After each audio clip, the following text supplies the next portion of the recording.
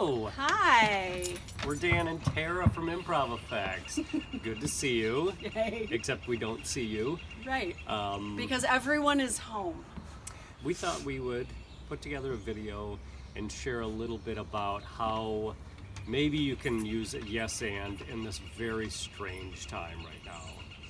We've tried to practice using yes and at home, and we thought maybe a video might be a little bit helpful for folks still trying to work in your teams professionally with how can you possibly yes and a situation like this. So we're certainly hearing a lot of great yes and stories coming out of this.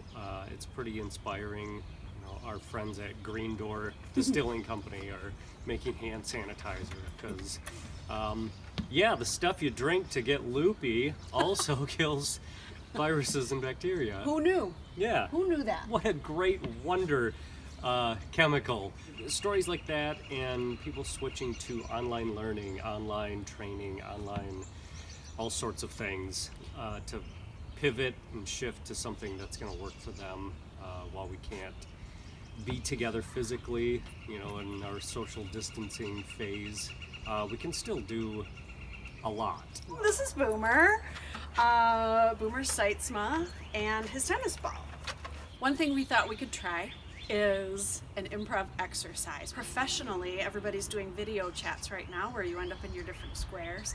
And are there any improv exercises that would translate to that kind of format? And the answer is yes, there are. And we'll share them with you. This is our first of a series of videos that we're going to do.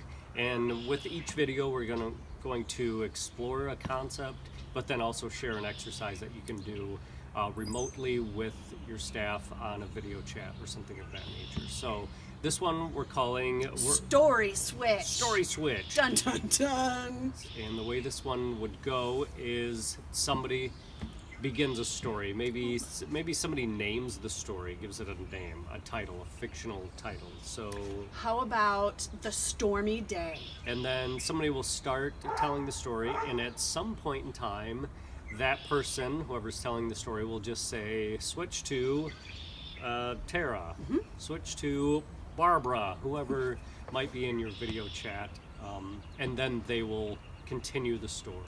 So let's begin. Once upon a time, there was a stormy day.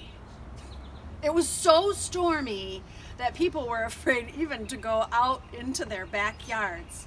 Dan.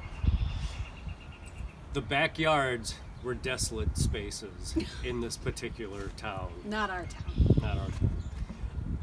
They were desolate. Nobody knew what to do with them because there was so much stormy days. Until one day, a dog named Boomer arrived in the town. And he started knocking on doors saying, people need to get outside. People need to get into their own backyards. He could talk, which was the first surprise. And so a little girl named Lucy decided, you know what? I'm gonna listen to the traveling dog and I'm gonna go in my backyard. Dan.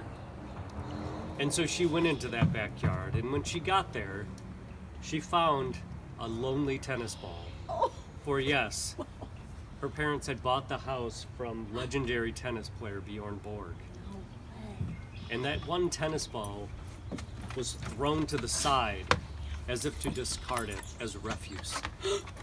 But as that tennis ball was discarded, Boomer lunged after it with joy filling his heart and then brought that tennis ball back. And Lucy said, "You seem happier. You seem to be having fun. Let's try it again." Tara. She took the tennis ball and the entire backyard filled with sunshine.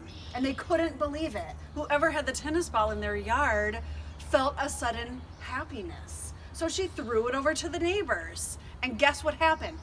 Dan. The neighbor caught it. And yes, it was Bjorn Borg. Hearing that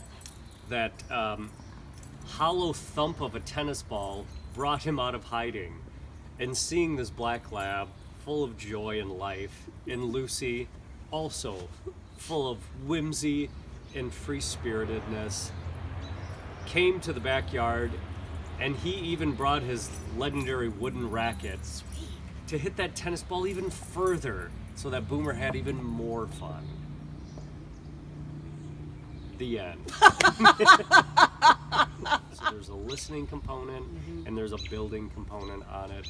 And also a component of you can't plan ahead. Clearly, nobody could plan ahead for what we're going through right now. However, we can respond to it in a positive way and try and create a story about a retired tennis player. We can do that. We can do that. And try and create some things together. And it hopefully will be a way professionally for getting staff members to work together again in a fun way. Stay healthy. Stay home. Stay home. Be smart. And I can't wait to see our clients on the other side of this. And that was Thank our you. first video of Improv Effects.